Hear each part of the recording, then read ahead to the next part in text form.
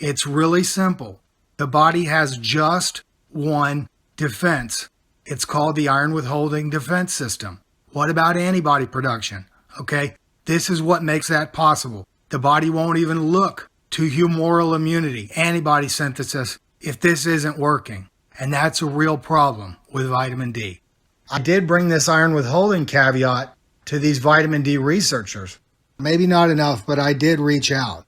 I outlined in great detail why this practice was driving people towards senility, explaining that every user, best case scenario, was introducing hundreds of elemental neurotoxins to their body per brain cell per day. I explained why African Americans were so much more susceptible to this problem. I guess it was just inevitable that a respiratory pandemic would put this practice to death. Let me be real frank. All we have to do to beat this disease is generate more deformable red blood cells. There's no telling what percent of those toxins I mentioned will enter the central nervous system, but we can know with absolute certainty what percent will enter the blood. It's 100.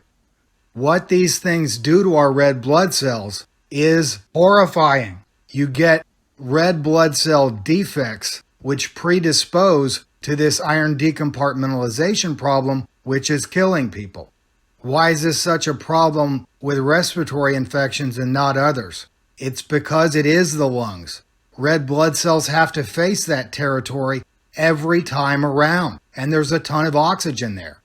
These cells with pre-existing defects just get blasted with free radicals. They're torn apart by oxidative stress. This causes inflammation and immune activation, which takes down more red blood cells, which takes down more. Because iron itself is far and away the greatest driving force for immune activation, a self-intensifying runaway cycle can be seen. Vitamin D gives us more of these rigid, inflexible cells, which get stuck, delayed during pulmonary perfusion. And this prolongation of capillary transit intensifies the very iron toxicities which drive cytokine storm. But there's a lot more to the story. To understand why vitamin D is so bad, we have to talk about sunlight. Sunlight and vitamin D are not different. They are opposites, yin and yang, just as you would expect. Sunlight comes along and does its thing. Vitamin D comes along and balances the equation. Everything it does is opposite. With sunlight, human beings have known for thousands of years that the sun protects us against all kinds of diseases. The Bible itself talks about the healing powers of sunlight.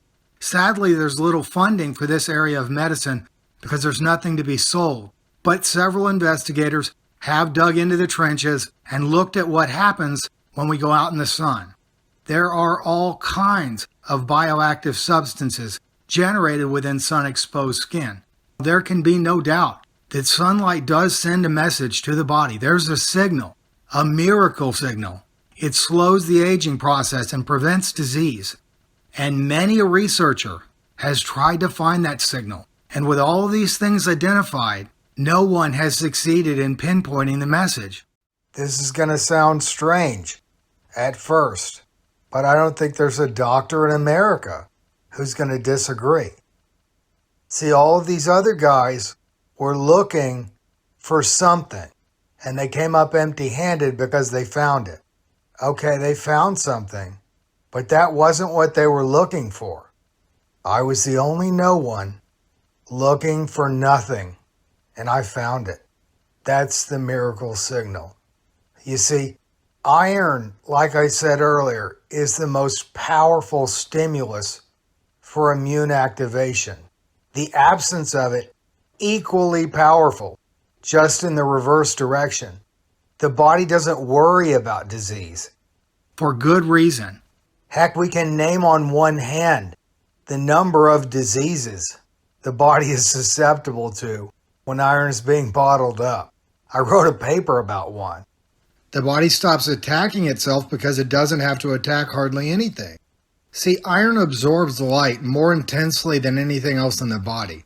There are only a few grams of it, and yet we do an autopsy, everything we see, iron absorbing light. Well, the body learned how to use that as a real asset to make it vanish. All this other stuff that's made in the skin is just there to complement that miracle signal. Nothing. Shocking, but the message for better health was better health. People didn't find something that just told the body, be healthy, because that would be ridiculous if something like that did exist. Why would the body deprive itself of better health when sunlight isn't around? It waits on the sun for better health. Under the weather, where do you think that expression comes from? We need this nothing against COVID-19, or as close to nothing as we can get. As little iron as possible being released from these red blood cells traveling through the lungs. That's what drives cytokine storm. It's the only thing which could drive cytokine storm. What's the opposite of a storm? A clear sky. A sunny sky. As I've explained elsewhere, a clear sky helps everyone battle iron toxicities, and every one of us is continuously dealing with the problems a COVID patient is facing in terms of red blood cells dying, in terms of iron being released. About 10% of our cells just break apart. And because iron is the most damaging element in the body, because it causes aging and disease, most of the proteins in our blood play a role in binding iron and moving it around, even albumin. So normally if you go looking for the absence of iron, you're going to find it. Even though we can know with absolute certainty that there was free iron inside the body, inside the blood you're drawing before you drew it. To look for this miracle effect, we need to look at patients whose iron recovery systems are just totally overwhelmed. And then we can see how sun exposure fixes the problem. What's really neat about these respiratory conditions is that one of the biggest issues is the inability to restore hematocrit with good red blood cells. RBCs are like people. They're most vulnerable at the beginning and end of their life. Every problem a COVID-19 patient has can be attributed to failures in iron containment, probably none more significant than the demise of developing RBCs. Well, that's what's so special about a clear sky. It turns that problem into a solution. Instead of these young cells dying and releasing even more iron in the lungs, we get immature cells fixing the problem rather than contributing to it. These immature RBCs express like 800,000 transferrin receptors at their surface. The problem is that this continuous barrage of free radicals destroys them. Sunlight gets them the membrane reduction they need to become fit anti-inflammatory cells which counteract immune activation. Lysis becoming improved iron recovery. You know, I am perfectly aware that fewer than 100 people on Earth are going to romanticize this iron stuff the way that I do. You're not going to see doctors saying, I don't know about you, Frank, but I'm awed by the solar modulation of iron metabolism and transport. You're telling me. We give the body a stimulus that enables iron to break containment, and yet the body uses that problem to improve iron containment. What will catch their attention? Finger sticks. We only have to try this in a couple hundred patients. Ventilated patients would be perfect because the sun fixes the problems of ventilation. It's just impractical. What doctors would quickly realize is that sunlight is the crit builder they've been looking for to prevent oxygen deprivation, to save people from hypoxic death. This other stuff will be secondary to improved oxygen delivery. They're not going to care about the mechanisms or the irony. I think it's miraculous, but it's probably not the kind of miraculous that gets people down on their knees. If anything, this is going to get doctors up off their knees, back to their endearing habits. The nurses can handle it from here. Clear skies. All these people are going to live. I got a 10:30 tea time. I'm cautiously optimistic that it will get tried somewhere, and that maybe some of this long-term stuff I'm interested in, I can get funding for that. Get a spot somewhere to do a 100-year study. It's really tough for me as an iron withholding enthusiast because the research I fantasize about wouldn't be concluded until decades after I'm gone. These vitamin D guys are the opposite.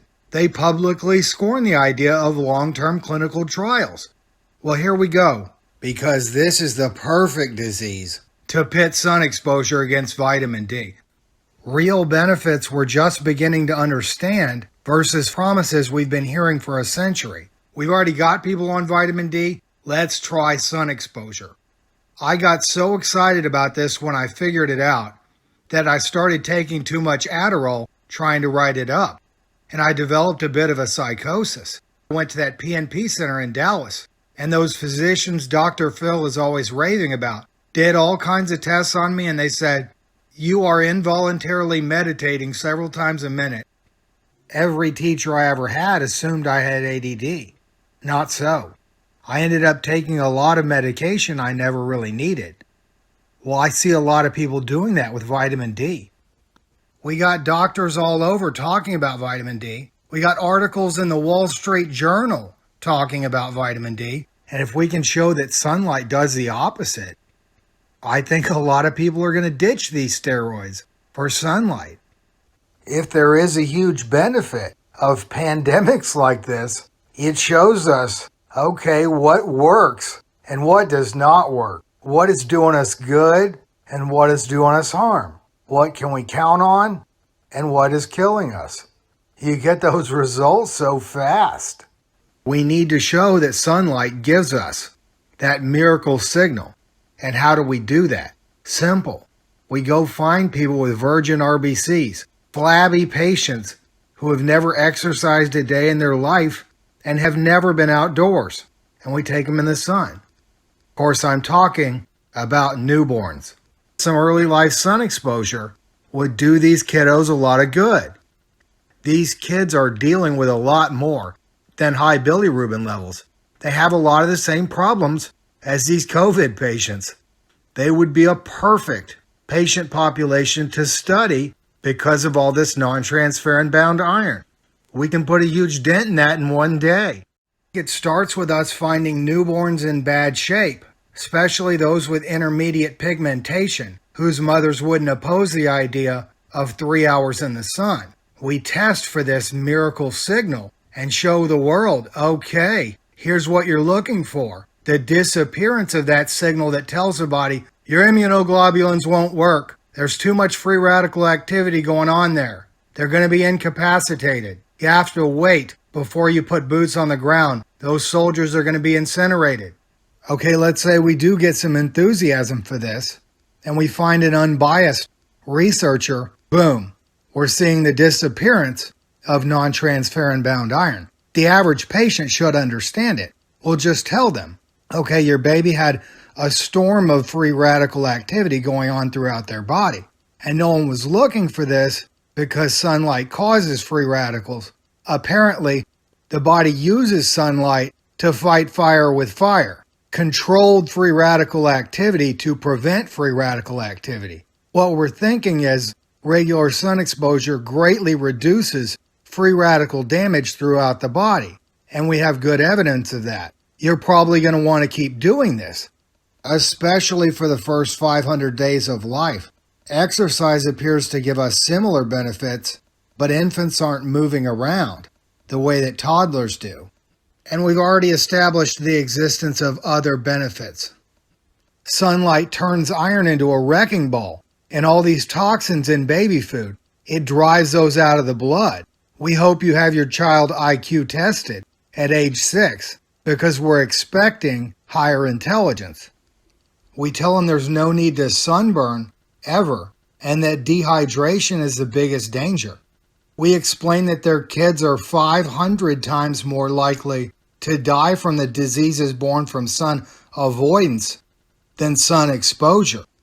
Get them out there, weather permitting, It may not be long before we hear doctors in every country warning people about vitamin D, telling them that it serves no essential functions and that it's important to get vitamin D but from the sun. Because it's pretty clear that everything these people have been saying is wrong. The longer you take vitamin D, the more susceptible you become to those diseases it's meant to prevent. These people have been exalting the benefits of iron withholding. What they're delivering is reverse iron withholding. I don't see how we could design a drug better equipped to kill people and actually have them buy it. It's just that sunlight has the opposite effect. When you get this miracle signal, disappearing free iron, the adaptive response takes over. Without that direct effect, vitamin D just disables the adaptive response we need to come back. I think vitamin D is driving people apart, and it's also taking us away from the sun, widening the gap in mortality between races, and this is something we need to look into. It is rarely the case that you can make humongous scientific progress in a very short period of time. But here we're looking at a situation where we can move the ball way upfield in a matter of weeks.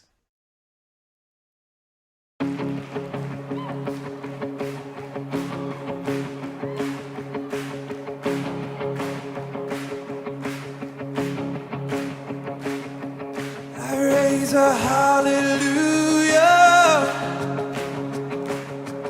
in the presence of my enemies. I raise a hallelujah louder than the unbelief. I raise a hallelujah. I